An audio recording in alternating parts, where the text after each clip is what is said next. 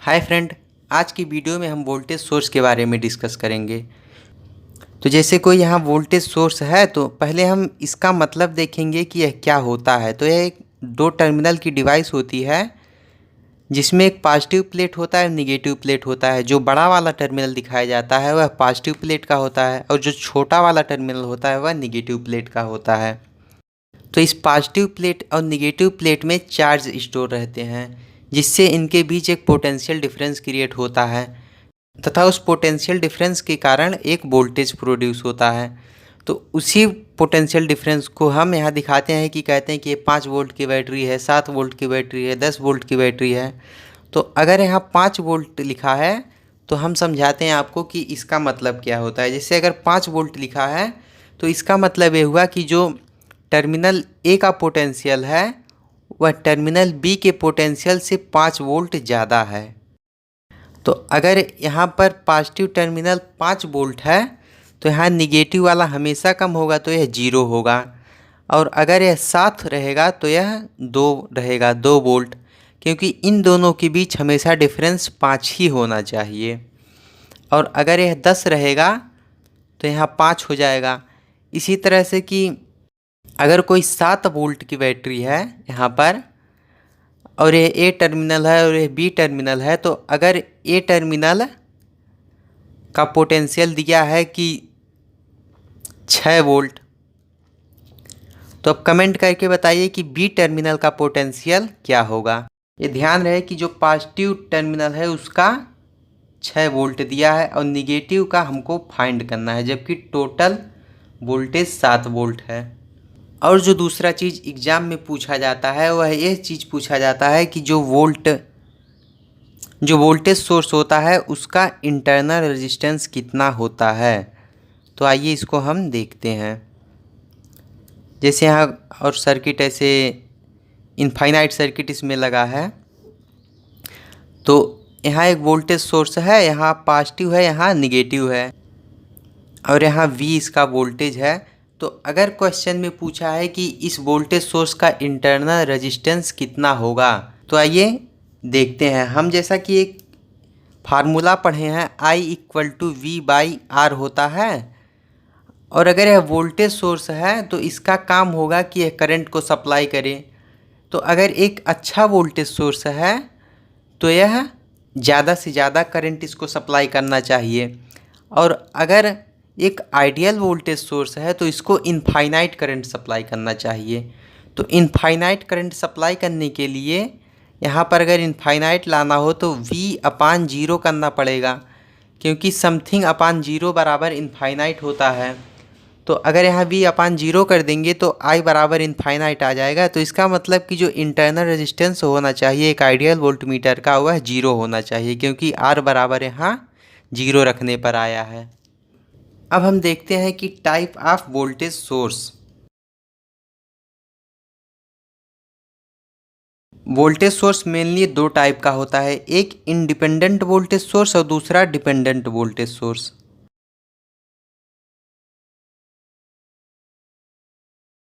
और जो independent voltage source होता है इसको फर्दर 2 कैटेगरी में डिवाइड किया जाता है, और उसी तरह डिपेंडेंट वोल्टेज सोर्स को भी 2 कैटेगरी में डिवाइड किया जाता है। तो इंडिपेंडेंट वोल्टेज सोर्स जो होता है वह AC और DC होता है, और जो डिपेंडेंट वोल्टेज सोर्स होता है वह वोल्टेज कंट्रोल वोल्टेज सोर्स और करंट कंट्रोल्ड वोल्टेज सोर्स होता है। तो आइए देखते हैं कि इंडिपेंडेंट वोल्टेज सोर्स और डिपेंडेंट वोल्टेज सोर्स क्या होता है। तो पहले हम डिस्कस कर रहे हैं कि इंडिपेंडेंट वोल्टेज सोर्स क्या होता है।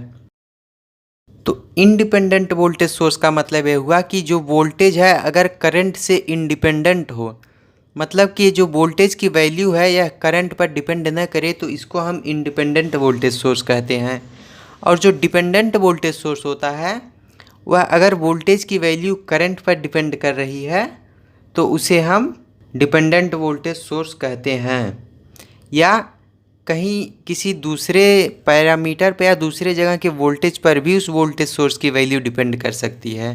तो हमने देखा कि इंडिपेंडेंट वोल्टेज सोर्स को 2 पार्ट में डिवाइड किया गया था, एक AC और एक DC में। तो पहले हम AC सोर्स के बारे में देखते हैं। एसी सोर्स में क्या होता है कि इसको अगर हम टाइम वर्सेस मैग्नीट्यूड या वोल्टेज का अगर ग्राफ प्लॉट करें तो यह कुछ इस तरीके से बनाया जाता है। जो एसी सोर्स होता है इस तरीके से दिखाते हैं, एक साइनोसाइडल वेव फॉर्म के रूप में। इसको हम साइनोसाइडल वेव फॉर्म कहते हैं। तो यहाँ हम देख रहे हैं कि ये टाइम एक्सिस है, तो अगर यहाँ टी टाइम है तो यहाँ पर t/2 होगा और यहाँ पर t/4 हो जाएगा और यहाँ पर t/8 हो जाएगा। तो यहाँ t/8 टाइम पे देखिए जो वोल्टेज की वैल्यू है वो इतना है और t/4 पर इतना हो गया और t/2 पर यहाँ 0 हो गया। फिर इसी तरह से आगे जब बढ़ता जाएगा तो इस टाइम के लिए देखिए इतना हो गया। फिर यहाँ टाइम पर मतलब हर टाइम के हर इंस्टेंट पर इसके वोल्टेज की वैल्यू चेंज हो रही है। तो एसी सोर्स वह सोर्स होता है जिसका मैग्नीट्यूड टाइम के रिस्पेक्ट में वेरी करता है।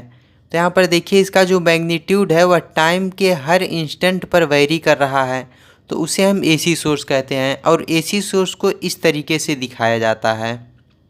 यहाँ पर हम साइनोसाइडल का साइन बना देते हैं तो इसका मतलब हो जाता है कि यह एसी सोर्स है। और पोलैरिटी यहाँ हम मेंशन कर देते हैं पॉजिटिव या नेगेटिव।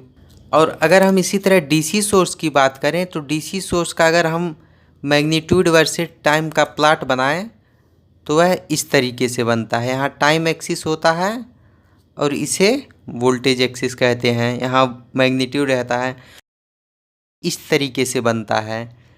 तो इसको अगर इस डीसी क्वांटिटी को डिफिनीशन के रूप में डिफाइन करें तो यह हो जाएगा कि डीसी सोर्स वह सोर्स होता है जिसका मैग्नीट्यूड टाइम के रिस्पेक्ट में कांस्टेंट हो। क्योंकि देखिए अगर यहाँ 5 सेकंड है, यहाँ 4 सेकंड है और यहाँ 3, 2 और 1 और यहाँ 0 सेकंड है, तो यहाँ 0 सेकंड पे देखिए सेम इतना ही वैल्यू है वोल्टेज की।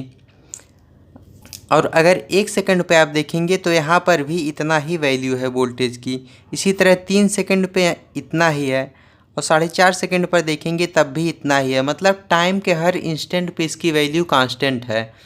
तो इसको इसीलिए इस तरह से डिफाइन किया जाता है कि डीसी सोर्स वह सोर्स होता है या डीसी वोल्टेज वह वोल्टेज होता है जिसका मैग्नीट्यूड टाइम के रिस्पेक्ट में कांस्टेंट रहता है।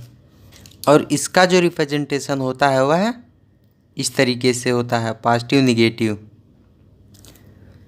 अब बात करेंगे हम डिपेंडेंट वोल्टेज सोर्स की। अब डिपेंडेंट वोल्टेज सोर्स को हमने 2 कैटेगरी में बांटा था। पहला था वोल्टेज कंट्रोल्ड वोल्टेज सोर्स।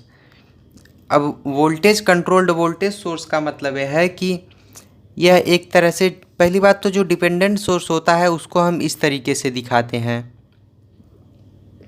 तो यह वोल्टेज सोर्स है तो यहाँ वोल्टेज सोर्स बना देंगे।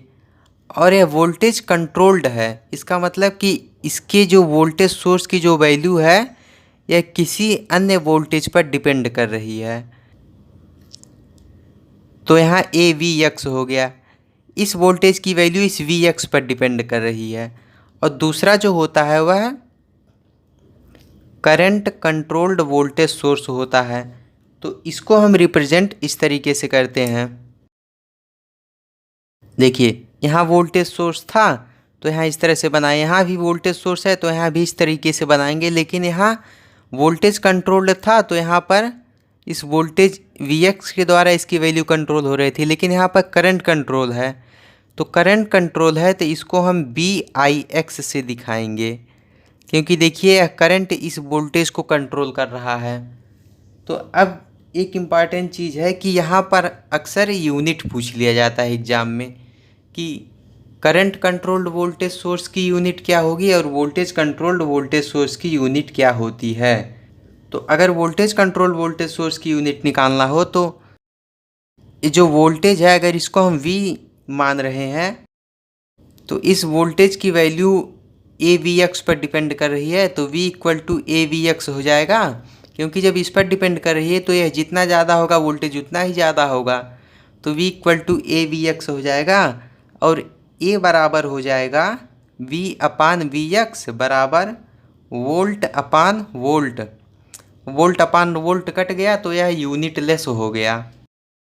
तो जो वोल्टेज कंट्रोल्ड वोल्टेज सोर्स होता है उसकी कोई भी यूनिट नहीं होती है, यह यूनिट लेस होता है। और जो करंट कंट्रोल्ड वोल्टेज सोर्स होता है यह यहाँ से अगर निकालें तो V बराबर हो जाएगा BIX। अब B बराबर निकालें तो V/IX, और V अपान I, V का होता है वोल्ट और IX का होता है एम्पियर। तो वोल्ट बटा एम्पियर बराबर रेजिस्टेंस होता है, और रेजिस्टेंस का जो यूनिट होता है वह ओम होता है। तो जो वोल्टेज कंट्रोल्ड वोल्टेज सोर्स है यह यूनिट लेस है, और करंट कंट्रोल्ड वोल्टेज सोर्स का यूनिट ओम होता है।